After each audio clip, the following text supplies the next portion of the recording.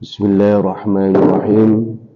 Assalamualaikum warahmatullahi wabarakatuh.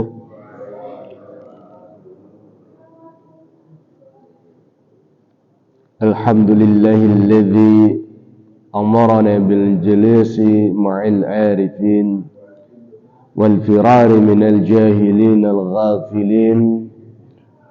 أشهد أن لا إله إلا الله وحده لا شريك له القوي المتين وأشهد أن سيدنا محمدا عبده ورسوله الأمين اللهم صل على سيدنا محمد خير الخلق أجمعين وعلى آله وذريته وأتباعه إلى يوم الدين صلاة وسلاما دائمين بجوام السماوات والأرض في كل لمحة ونفس أما بعد.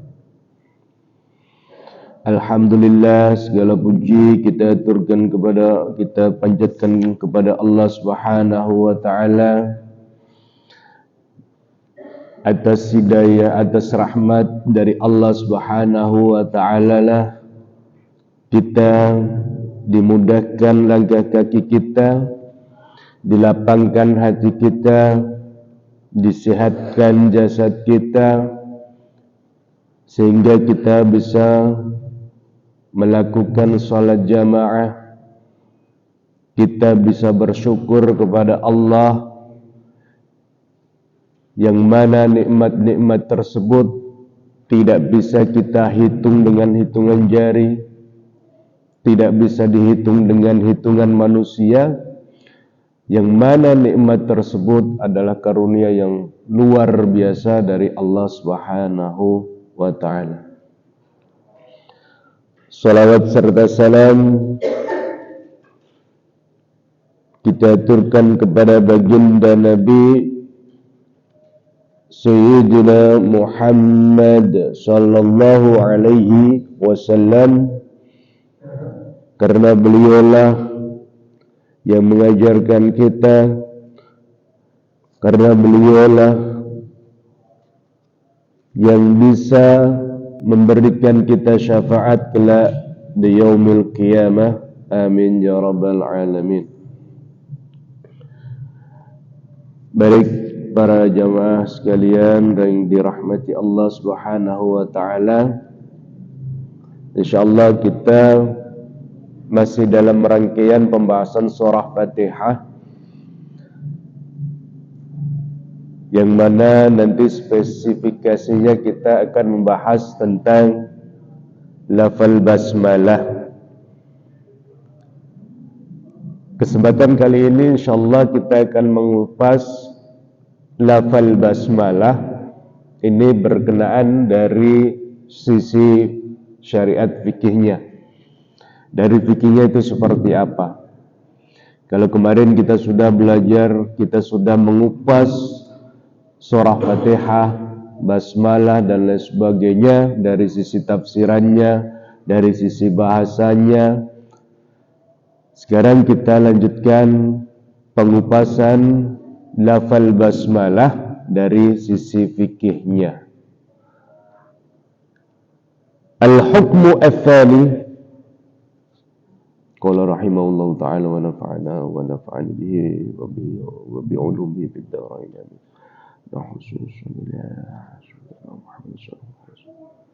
الفاتحة. أعوذ بالله من الشيطان الرجيم. بسم الله الرحمن الرحيم. الحمد لله رب العالمين الرحمن الرحيم مالك يوم الدين إياك نعبد وإياك نستعين اهدنا الصراط المستقيم Shiratal ladzina an'amta 'alaihim ghairil maghdubi 'alaihim waladdallin. Qala rahimahullahu ta'ala wa nafa'ana wa nafa'ani bihi wa bi'ulumihi bid-darain amin. Al-hukmu ats-tsani ma huwa hukmu qira'atil basmalah fi shalah. Hukum yang kedua, kalau kemarin kita mengupas lafal basmalah apakah merupakan bagian dari surah Fatihah atau bukan. Kemarin ada perbedaan pendapat. Nah, kali ini kita akan mengupas tentang lafal basmalah. Apakah hukumnya, apa hukumnya membaca basmalah ketika kita melakukan sholat? Kan banyak tuh, kalau misalkan kita menjadi seorang makmum, ada kalanya imam ini beliau melafalkan basmalah dengan jahar. Bismillahirrahmanirrahim. Kemudian alhamdulillahirrabbilalamin ila akhiril ayat. Ada kalanya imam ini melafalkan basmalah dengan sir, dengan pelan. Misalkan kalau misalkan kita berada di Makkah, misalkan imamnya misalkan bismillahirrahmanirrahim, kita masih mendengar tetapi dengan pelan. Kemudian ketika menjadi imam, mereka tetap membaca basmalah tetapi dengan pelan sekali, dengan sir. Tetapi kita sebagai makmum itu masih mendengarnya. Misalkan bismillahirrahmanirrahim, kemudian alhamdulillahirabbil alamin, seperti itu langsung. Ada kalanya tidak membaca. Kalau misalkan kita di Mekah, kita menjadi seorang makmum, kemudian kita makmumnya karena telat, misalnya telat tidak mendengar imamnya membaca basmalah karena makmumannya itu misalkan di halaman jauh atau di seberang Masjidil Haram, di hotel misalkan, itu nggak dengar misalkan. Kemudian ketika kembali ke Indonesia menjadi imam, nggak membaca. Saya ngikutin yang di Masjidil Haram. Di Masjidil Haram itu ya membaca basmalahnya itu tapi sir, tapi pelan. Tapi dianggapnya tidak membaca basmalah. Ikhtalafa al-fuqaha'u fi qira'ati al-basmalati fi as-salati 'ala aqwalin 'adidatin. Berkenaan dengan pembacaan basmalah di dalam salat, ini ada perbedaan para ulama fikih. Ada beberapa pendapat yang mana pendapat ini dirangkum oleh Imam Syai'ali As-Sabuni. Beliau cuma mengutip dari 4 madhab yang masyhur. Yang pertama, fadhahaba Malik rahimahullahu ta'ala ila man'i qira'atiha fi salatil maktubah. Yang pertama yaitu pendapat Imam Malik. Apa pendapat beliau? Beliau mengatakan melarang membaca basmalah fi salah maktubah. Dalam salat fardu 5 waktu, Imam Malik itu melarangnya. Jadi ketika melakukan salat fardu itu tidak membaca basmalah. Jahran kanat aw siran, baik melarangnya ini dengan arti bahwasanya baik dengan keras maupun pelan, baik jahran maupun sirran. La fi istiftahi ummil Quran wala fi ghairiha min aswar wa jaza qira'atiha fil nafilah. Beliau mengatakan bahwasanya beliau ketika melarang membaca basmalah di dalam salat maktubah, di dalam salat fardu ini, ya ketika membaca Fatihah ataupun surat setelah membaca Fatihah. Jadi ketika sudah membaca Fatihah, waladdallin amin, itu langsung membaca surahnya. Misalkan awal surah Qaf wal Qur'anil Majid, itu tidak ada basmalah terlebih dahulu. Jadi langsung. Tetapi beliau membolehkan wa ajaza qira'atiha fil nafilah.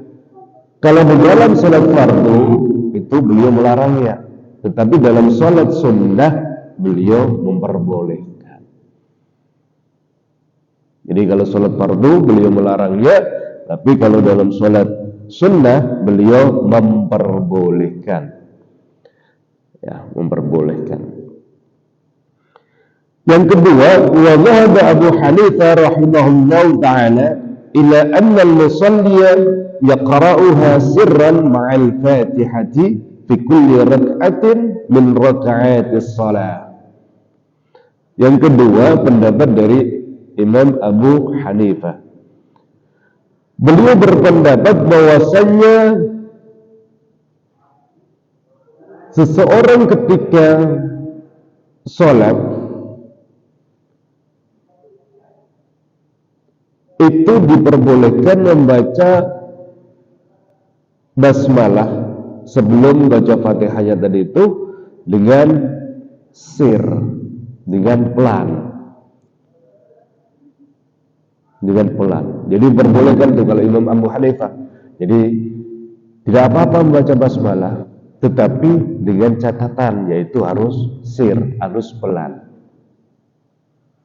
Di dalam setiap rakaat sholat. Di dalam rakaat sholat itu kan kita membaca surah Fatihah. Jadi sebelum membaca Fatihah kita diperbolehkan untuk membaca basmalah dengan sir, dengan pelan. Wa in qara'aha ma'a kulli suratin fahasan. Kemudian ketika setelah membaca surah Fatihah, kemudian membaca surah yang lain, maka ini kalau membaca surah tadi itu didahului dengan basmalah, maka hasan, maka bagus. Bagus. Pendapat ini, pendapat dari Imam Abu Hanifah ini tertera dalam kitab Ahkamil Quran, kemudian Tafsir Al-Qurtubi, kemudian Zadul Masir, dan lain sebagainya. Kemudian yang ketiga, pendapat Imam Syafi'i. Wa qala asy-Syafi'i rahimahullahu ta'ala yaqra'uha al-musalli wujuban. Kalau Imam Syafi'i mengatakan seseorang ketika melakukan salat maka hukumnya wajib sebelum baca Fatihah harus membaca basmalah. Karena ini berkenaan dengan pendapatnya Imam Syafi'i kemarin bahwasanya basmalah itu merupakan bagian dari surah Fatihah. Fil jahri jahran wa fis sirri sirran. Jadi wajibnya ini, pendapat dari Imam Syafi'i ini sesuai dengan waktu sholatnya. Kalau misalkan sholatnya harus jahr, misalkan maghrib, Isya, subuh, yang mana kita harus mengeraskan bacaan kita, maka membaca basmalahnya juga harus keras. Ketika sholatnya ini yang mewajibkan kita untuk sir dengan dibaca dengan pelan, seperti sholat zuhur, asar, maka dibacanya basmalah tersebut dengan pelan juga. Nggak boleh kalau misalkan sholat zuhur basmalahnya kencang, keras, kemudian surahnya pelan. Nah, itu madzhab, nggak tahu madzhab mana. Yang terakhir, wa qala Ahmad bin Hanbal radhiyallahu anhu yaqra'uha sirran wa la yusannu al-jahru biha. Yang ketiga yaitu pendapatnya Ahmad bin Hanbal. Imam Ahmad bin Hanbal beliau berpendapat yaqra'uha sirran. Jadi membaca basmalahnya itu dengan sir, dengan pelan saja. Wa la yusannu al-jahru biha, dan tidak disunahkan membacanya dengan keras.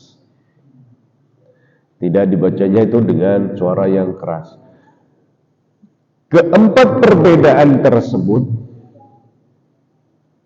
ketika ulama terdahulu ini mempunyai perbedaan pendapat, lantas bukan menjadi sebuah perselisihan, lantas bukan menjadi sebuah kebencian dari satu orang ke orang lain, tidak menjadikan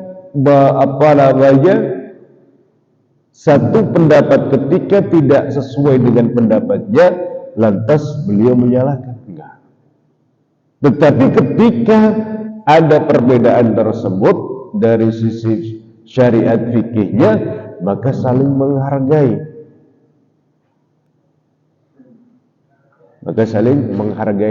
tidak menjadi sebuah perselisihan, tidaklah menjadi sebuah permasalahan yang harus diperdebatkan, karena semuanya, masing-masing imam tersebut mereka mempunyai dalil-dalil yang memang sesuai dengan hadis Nabi. Mereka berijtihad dengan ilmunya masing-masing, yang mana ijtihad tersebut ya tidak wajib kita ikuti juga. Kalau kita sudah mengikuti, ya kita bebas dari yang lainnya. Ya artinya kita mau ikut silahkan, mau enggak ya enggak apa-apa. Ya kalau misalkan enggak mau ikut ya silahkan ijtihad sendiri. Pertanyaannya sekarang, apakah sudah mampu kita sebagai orang yang bisa berijtihad? Apakah ilmu kita sudah nyampe?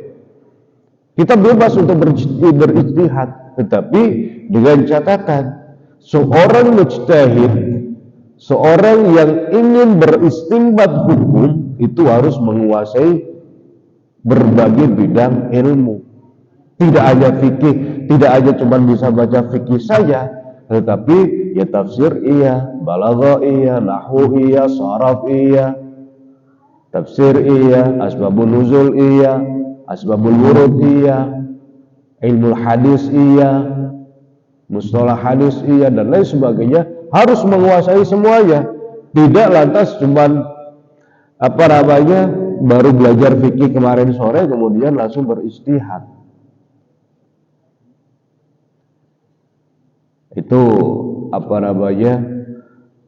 kalau menghasilkan sebuah hukum, maka hukumnya itu dipertanyakan.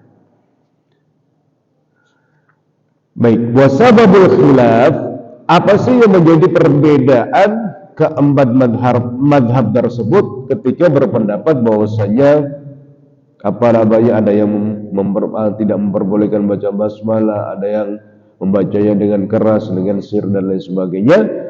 Huwa ikhtilafuhum fil bismillahirrahmanirrahim huwa hal hiya ayatun minal Fatihah wa min awwali kulli suratin amla. Yang menjadi perbedaan tersebut bahwasanya kemarin kita sudah jelaskan apa sih yang menjadi pokok perbedaan pendapat tersebut, yaitu awal mulanya dari perbedaan pendapat bahwasanya basmalah merupakan bagian dari surah Fatihah atau tidak. Itu kemarin sudah kita jelaskan.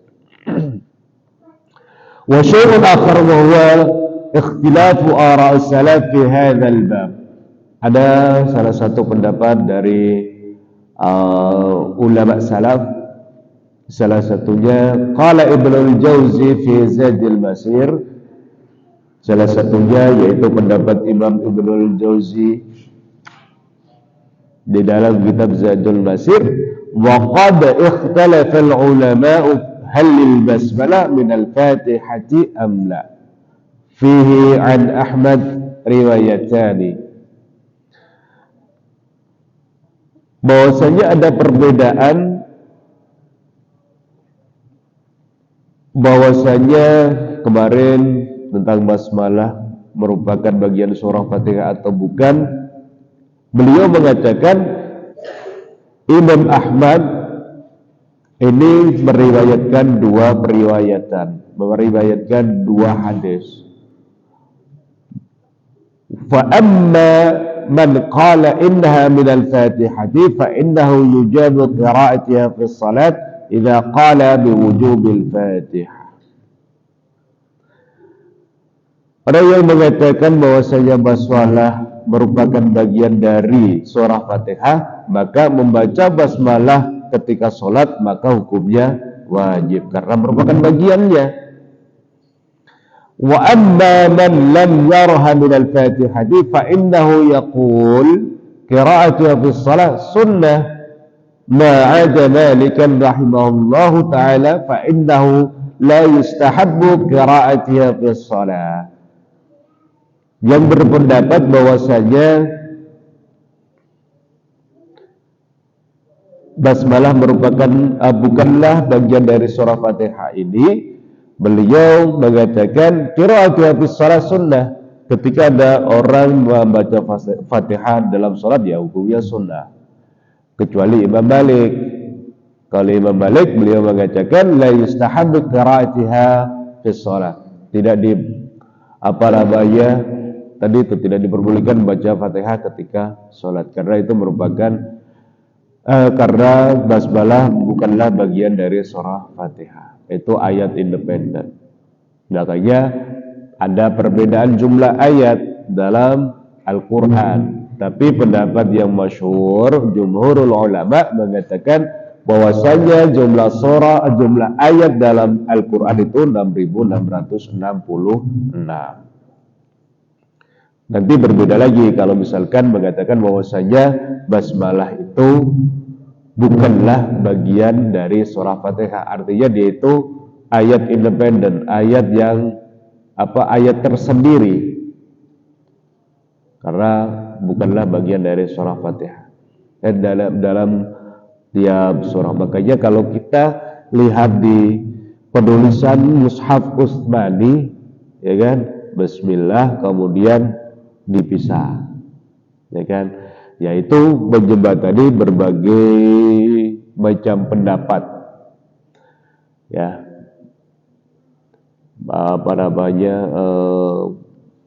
memberikan jalan tengah lah, seperti itu.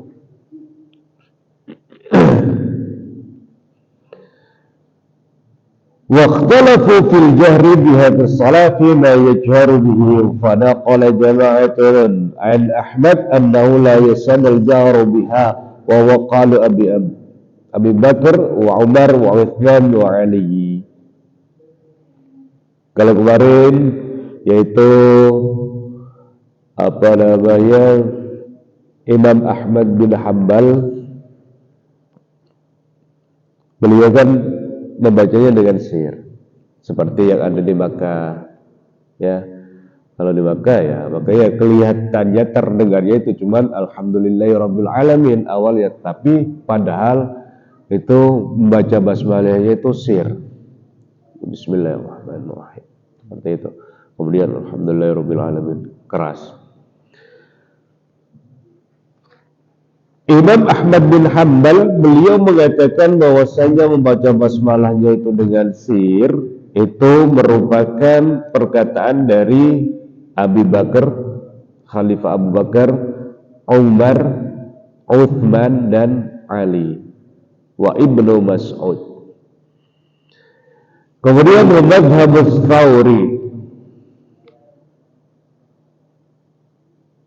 kemudian yaitu Imam Ats-Tsauri, Imam Sufyan Ats-Tsauri, kemudian Imam Malik, kemudian Abu Hanifah. Kalau yang berbeda yaitu mazhab Imam Syafi'i, ila annal jahra biha masnunun, bahwasanya ketika kita menjaharkan, kita mengeraskan bacaan kita itu hukumnya sunnah. Wa huwa marwiyun an Muawiyah, pendapat ini diambil dari Muawiyah wa Atha wa Tawus. Pendapat ini diambil dari dari Muawiyah, kemudian Atha dan Tawus. Kemudian itu pembahasan tentang pembacaan surah basmalah jahar atau sir. Kemudian hukum yang ketiga dari sisi fikihnya yang bisa kupas dari surah Fatihah, yaitu hal tajibu qira'atul Fatihah fi shalah. Apakah hukumnya wajib membaca surah Fatihah di dalam salat? Ya, setahu kita kan kalau misalkan ini lumrahnya pendapat orang itu kan, ya tidak dianggap sholat ketika tidak membaca Fatihah. Tapi jangan salah, nanti juga ada perbedaan pendapat juga. Dan yang berpendapat ini juga bukanlah seorang yang sembarangan. Beliau ahli fikih juga. Beliau nanti akan memberikan pendapatnya itu seperti apa. Apakah hukumnya wajib membaca surah Fatihah di dalam salat? Ikhtalafa al-fuqaha fi hukmi qira'ati Fatihatil Kitabi fi shalah ala madhhabain. Jadi hukum membaca surah Fatihah di dalam salat itu ada dua mazhab, ada dua pendapat. Mazhabul jumhur, yaitu pendapat jumhurul ulama. Kalau ada kata-kata jumhurul ulama atau madzhabul arba'ah, itu diambil dari pendapatnya pasti dari 4 mazhab tersebut. Imam Hanafi, Imam Syafi'i, Imam Ahmad bin Hanbal, dan Imam Malik.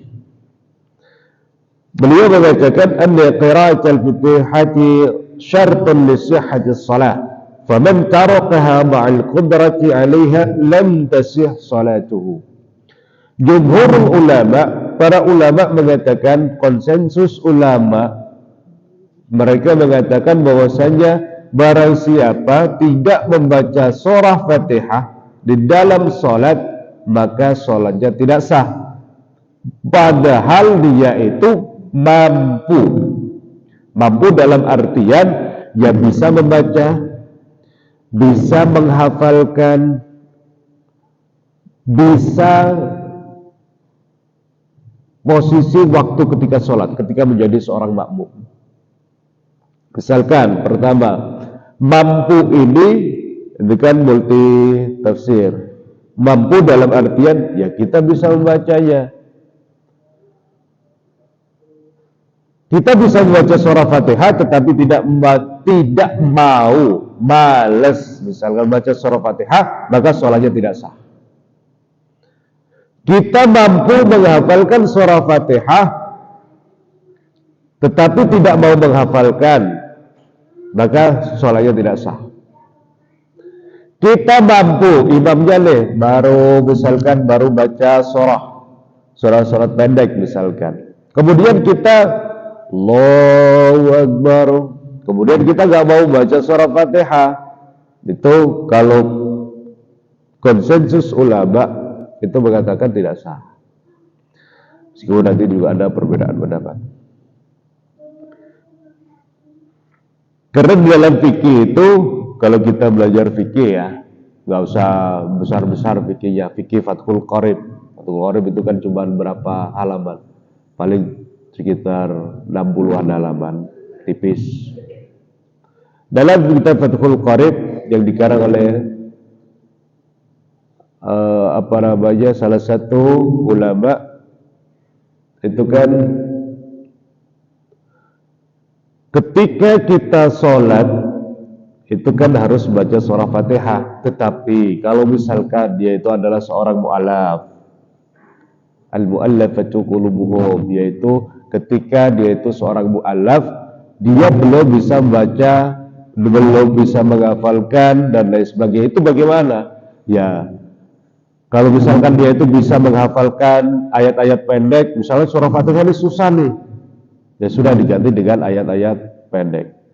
Tetap saja ayat-ayat pendek ini susah juga nih, ya diganti dengan dzikiran. Ya misalnya Allah, subhanallah, boleh. Karena untuk mempermudah bagi orang yang ingin belajar agama Islam. Bukan artinya langsung tidak membaca Fatihah langsung tidak sah, enggak, tapi nanti juga ada keringanan yang diberikan kepada orang tertentu saja, seperti itu. Kemudian yang kedua, madzhabul Tsauri wa Abi Hanifah anna salata tajzi biduni Fatihatil kitab ma'al isaati wa la tubdilu salatuhu. Kalau Imam Abu Hanifah, Imam Sufyan Ats-Tsauri, beliau mengatakan bahwasanya salat itu sudah cukup tanpa membaca Fatihah. Nah, Imam Abu Hanifah nih yang mengatakan. Tetapi cukupnya tersebut ya dihitungnya itu kurang sopan, kurang menghargai sholat. Boleh kata Imam Abu Hanifah, tetapi kurang menghargai, kurang memaknai maknanya sholat itu seperti apa. Jadi lebih baiknya membaca Fatihah. Tetapi kurang baiknya tersebut tidak sampai ke level tidak sah. Tetap sah, tetapi kurang. Makna sholatnya itu berkurang. Balil wajib mutlaqul qiraati wa aqalluhu 3 ayat qisar. Nah, kalau tidak membaca Fatihah tetap harus membaca yaitu minimal 3 ayat pendek sebagai pengganti Fatihah tadi itu. Hukumnya itu wajib. Kalau misalkan tidak membaca Fatihah, ya membaca ayat-ayat pendek yang sebagai pengganti surah Fatihah tersebut. Au ayatan tawilatan, atau kalau tidak 3 ayat pendek, ya 1 ayat yang panjang. Misalkan di ayat 1 panjang tuh surah Baqarah ayat berapa itu, 282 kalau nggak salah, yang ayatnya itu tentang hutang piutang, kalau nggak salah, ya ayyuhalladzina amanu idza tadayantum bidainin ila ajalin musamma faktubu. Itu kan 1 halaman, 1 ayat itu 1 halaman kalau di surah Baqarah itu. Misalkan 1 ayat, ayatnya surah Baqarah ayat tersebut, nah kan lumayan itu berapa surah tuh kalau kita baca.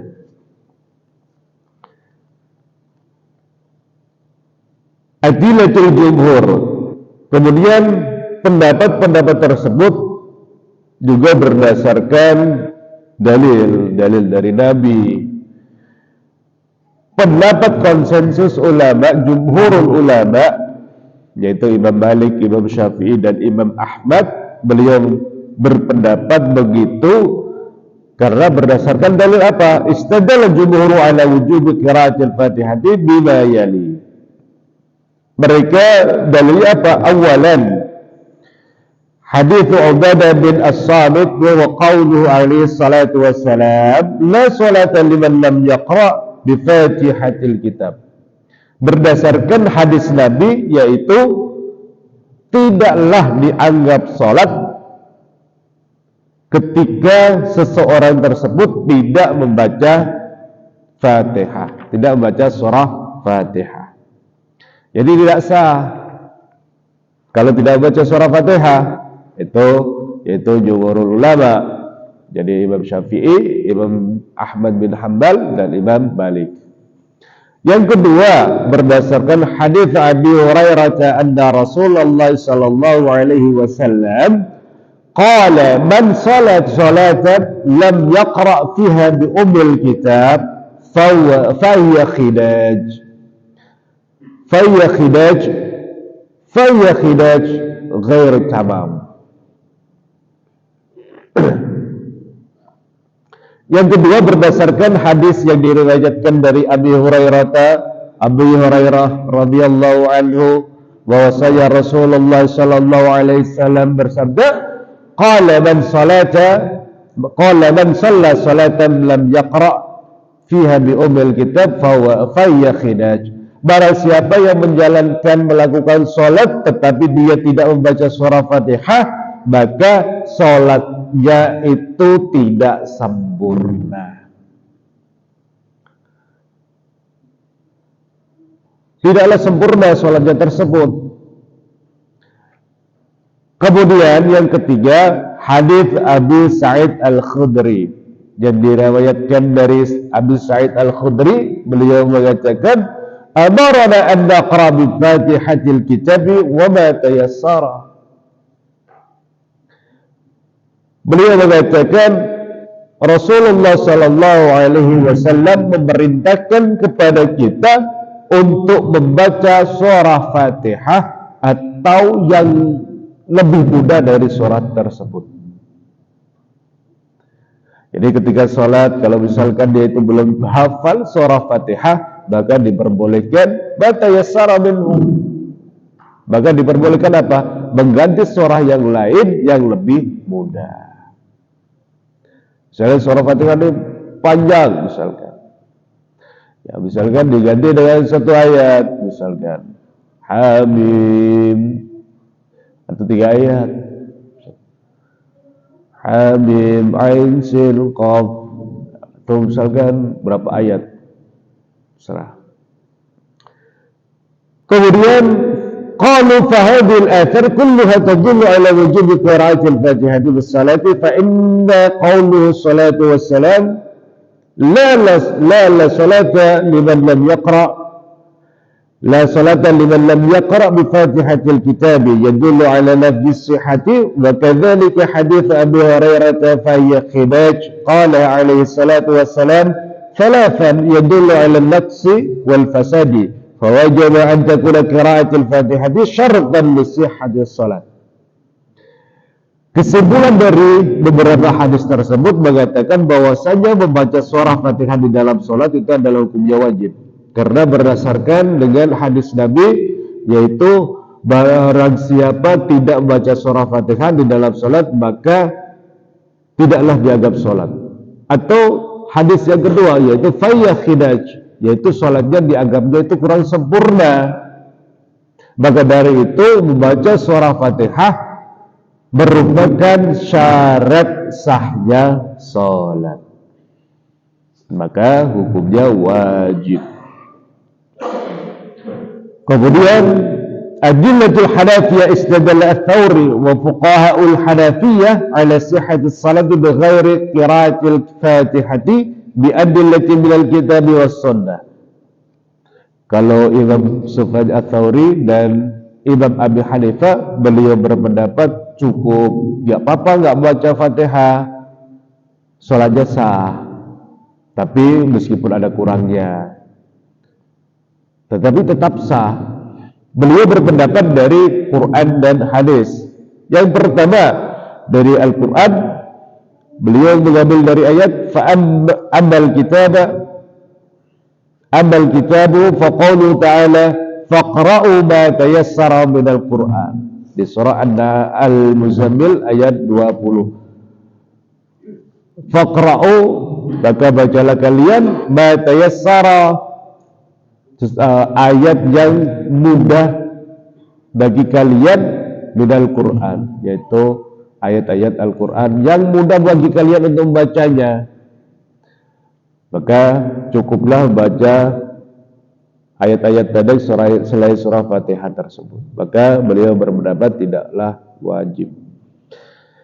وقالوا فهذا يدل على الواجب أن يقرأ شيء تيسر من القرآن لأن الآيات ورد في القراءة في الصلاة بدليل. Beliau berpendapat bahwasanya yang kewajiban itu adalah bukan membaca surah Fatihahnya, tetapi membaca ayat yang mudah bagi orang yang sholat tersebut. Kemudian yang kedua,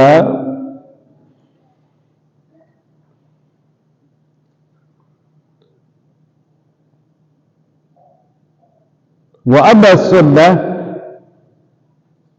كما روي عن أبي هريرة رضي الله عنه أن رجلا دخل المسجد فصلى ثم جاء فسلم على النبي صلى الله عليه وسلم فرد عليه السلام وقال.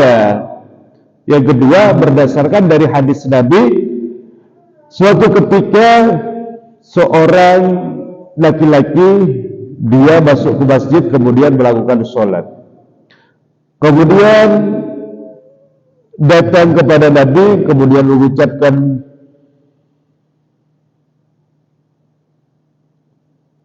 salam kepada Nabi, kemudian Nabi menjawab, kemudian Nabi berkata kepada laki-laki tersebut, apa kata Nabi? Irja fasalli fa innaka lam tusalli fasalla thumma jaa fa amri birruju'. Apa kata Nabi? Ulangi salat kamu karena kamu belum salat, katanya, belum dianggap salat. Fasalla thumma jaa fa amara birruju'. Kemudian disuruh untuk melakukan salat kembali, hatta fa'ala dzalika 3 marrat.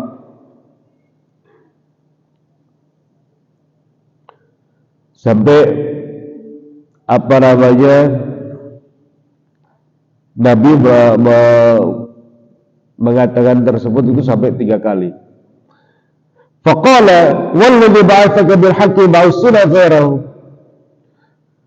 Faqala alaihi salatu wassalam, apa yang menyebabkan laki-laki tersebut mengatakan, apa? Kenapa Nabi? Kenapa? Katanya, kok saya disuruh sholat lagi? Faqala alaihi salatu wassalam, idza qumta ila salati fasbih bil wudu. Ketika kamu melakukan sholat, maka wudu dulu, katanya, kata Nabi. Suruh wudu dulu. Thumma istaqbilil qiblati fakabbir. Ya, kemudian setelah wudu kamu menghadap kiblat, kemudian takbir. Kemudian apa lagi Nabi? Thumma iqra' ma tayassara ma'aka minal Qur'an. Setelah kamu takbir, maka bacalah ayat yang mudah bagimu. Bacalah ayat-ayat Al-Quran yang mudah, kata Nabi. Kemudian hatta tatma'inna raki'an. Kemudian setelah itu ruku, kemudian tumaknina, kemudian hatta ta'tadila qa'iman. Kemudian bangun dari ruku, kemudian bangun dari ruku dengan posisi tegak, fasjada hatta tatma'inna sajidan, kemudian sujud hatta tumaknina, sampai tumaknina, hatta tatma'inna jalisan, ila akhiril hadis. Jadi sampai Nabi itu menjelaskan, nanti kalau kamu itu sholat ya wudu dulu, setelah wudu menghadap kiblat, kemudian takbir, kemudian baca ayat Quran yang mudah, sampai akhir penjelasan Nabi tentang sholat sampai salam. Qalu fa hadits Abi Hurairah fi ta'lim ar-rajul salata yadullu 'ala at-takhyir, iqra ma tayassara ma'aka min al-Qur'an wa yuqawwi ma dhahaban ilayhi wa ma dallat 'alaihi al-ayat al-karimah min jawaz qira'ati ayyi shay'in min al-Qur'an.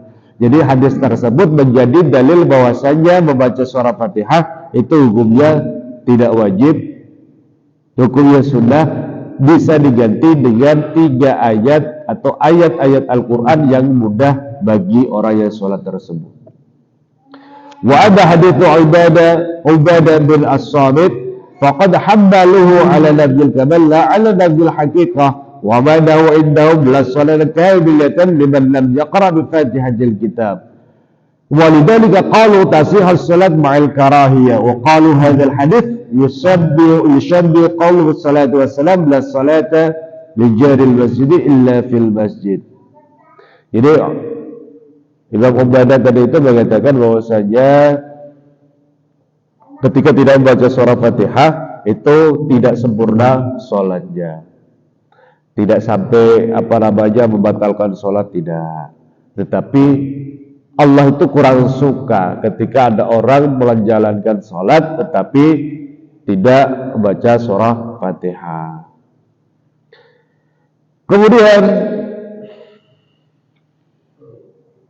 hadhihi min khulasat adillatil fariqain, radduna laka bi ijazin wa anta idza anta an-nadhara ra'aita anna ma dhaba ilaihi al-jumhur aqwa dalilan wa aqwa muqilan. Jadi dari pendapat kedua pendapat tersebut maka kita ya ngikutin yang mayoritas saja, kan gitu. Kita mengikuti mayoritas ulama yang mengatakan bahwasanya ya kita harus membaca Fatihah ketika kita menjalankan sholat.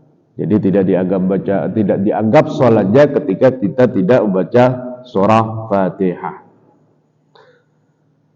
Wa mimma yu'ayyidu ra'yul jumhur marwahu Muslim an Abi Qatadah annahu qala kana Rasulullah sallallahu alaihi wasallam yusalli bina fa yaqra'u fi dhuhri wal 'ashri fi ar-rak'atayn al-awwaliyayn bi Fatihatil kitab wa suratayn wa yusma'ani al-ayat ahyanan. Pendapat jumhur ulama juga dikuatkan dari salah satu hadis yang diriwayatkan oleh Imam Muslim bahwasanya Rasulullah Sallallahu Alaihi Wasallam itu sholat bersama kita, tapi beliau juga membaca surah Fatihah, dan setelah baca surah Fatihah juga membaca beberapa surat, baca surah atau kadang tidak baca surah. Wa kana yutawwil fi rak'atil ula min adh-dhuhri wa yuqsir ats-tsaniyah.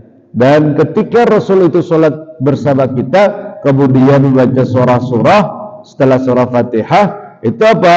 Yaitu rakaat pertama di dalam sholat zuhur itu lebih dipanjangkan daripada rakaat yang kedua.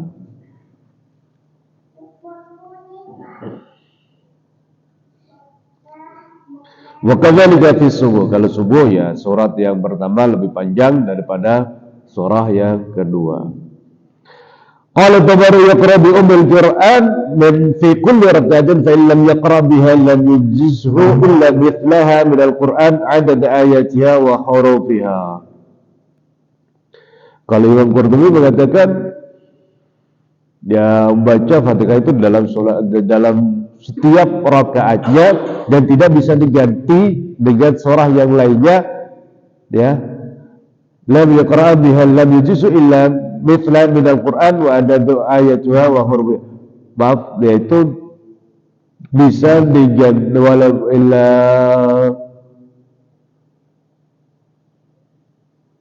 bisa diganti dengan surah yang jumlah hurufnya dan ayatnya itu sama dengan surah Fatihah, seperti itu.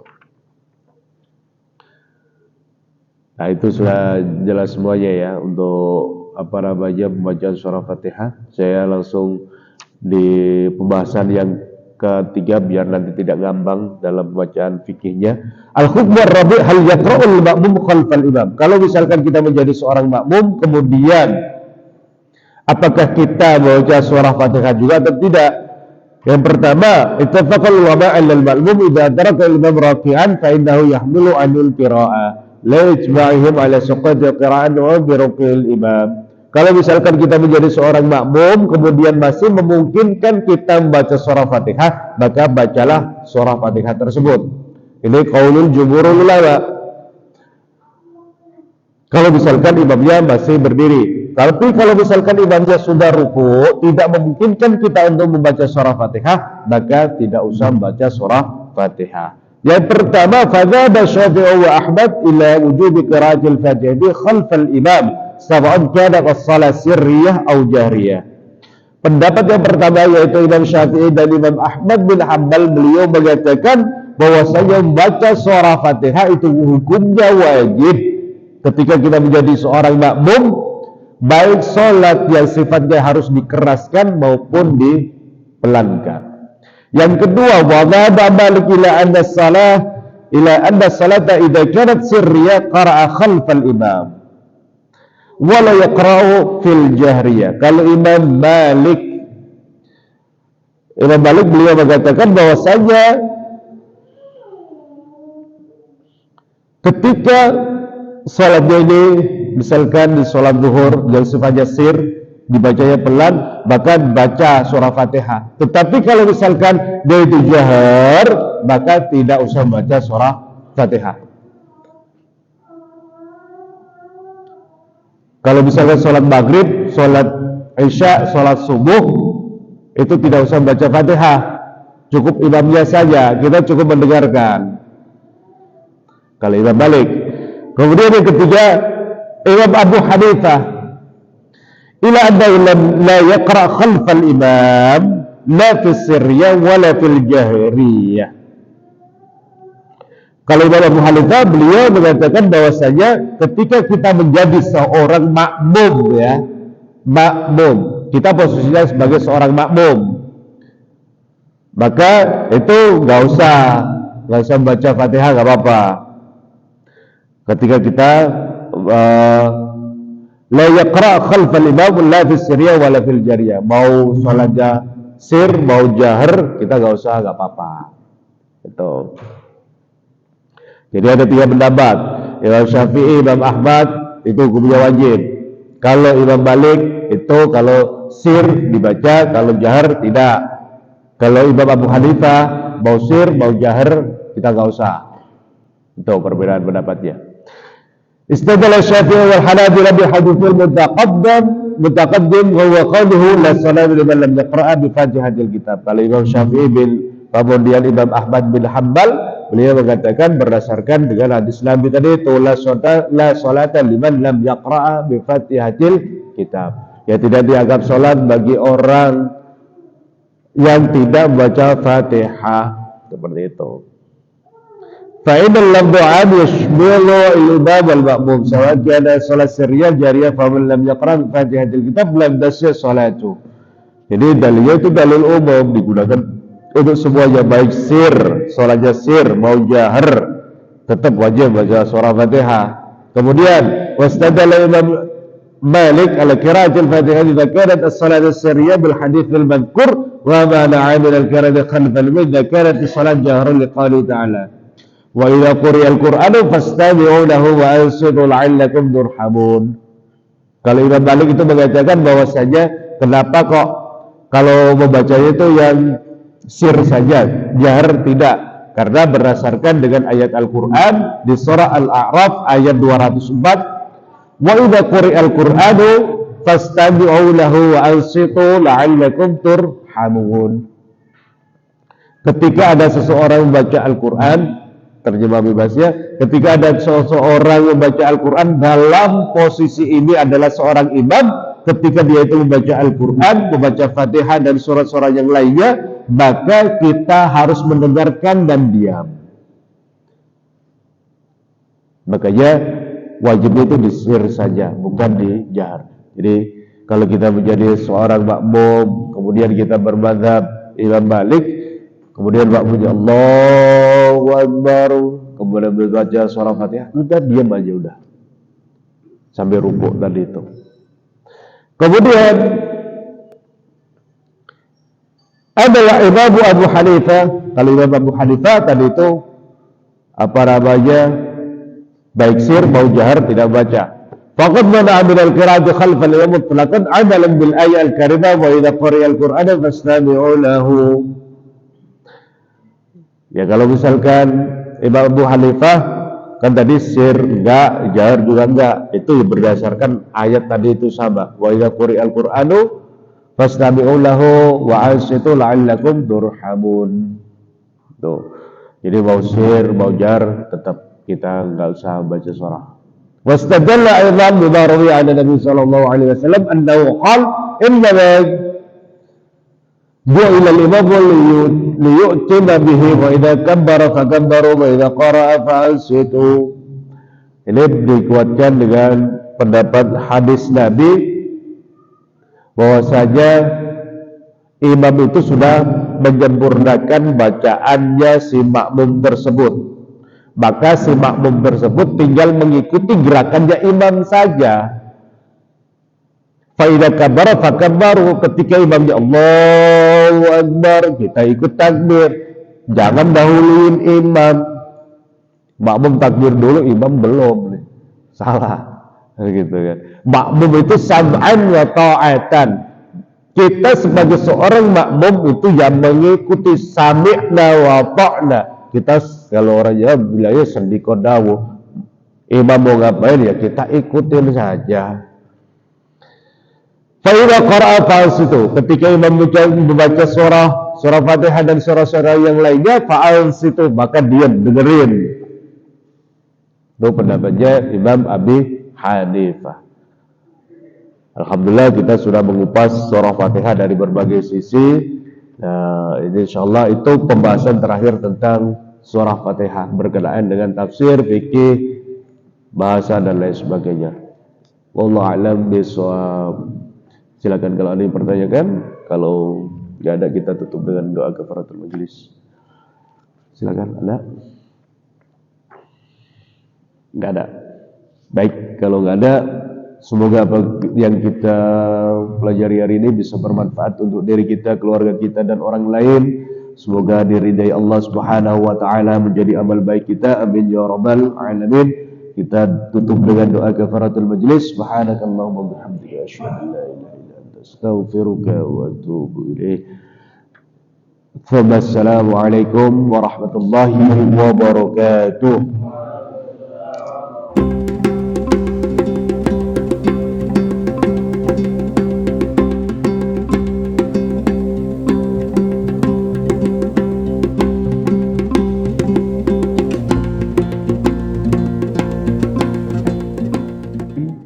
Assalamualaikum warahmatullahi wabarakatuh. Sahabat At-Taqwa dimanapun Anda berada, sungguh harapan kita adalah bisa masuk ke dalam surga Allah Subhanahu wa taala, walaupun hanya di emperan surga. Pasti kita sangat bahagia. Tapi ada suatu pahala yang sangat besar di mana Allah akan bangunkan istana di surga untuk orang-orang yang melakukan amalan ini, yaitu orang-orang yang membangun masjid karena Allah Subhanahu wa taala. Oleh karena itu, maka kami membuka peluang, DKM At-Taqwa membuka peluang kepada para jamaah semua. Insyaallah kami dari DKM At-Taqwa akan memulai kelanjutan pembangunan Masjid At-Taqwa. Dan kami membuka kesempatan untuk sebesar-besarnya kepada warga Citra Pasundan dan seluruh jamaah Masjid At-Taqwa untuk sama-sama beramal jariah. Dan setiap rupiah yang kita sumbangkan dan membangun masjid ini, insya Allah pahalanya akan terus mengalir selama masjid ini akan dijadikan tempat untuk beribadah karena Allah Subhanahu wa taala. Oleh karena itu, ini adalah kesempatan dan peluang yang sangat mulia buat kita semua. Dan jangan sampai kita lewatkan.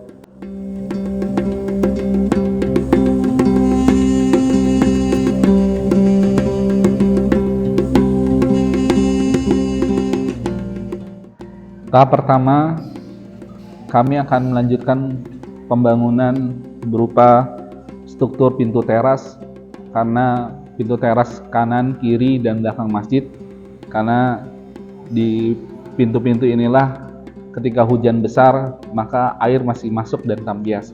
Oleh karena itu, di tahap pertama kita akan selesaikan pembangunan struktur pintu teras. Kita akan merapikan plafon luar masjid, kanan, kiri, dan belakang, lalu mihrab imam di depan masjid, dan instalasi kelistrikan.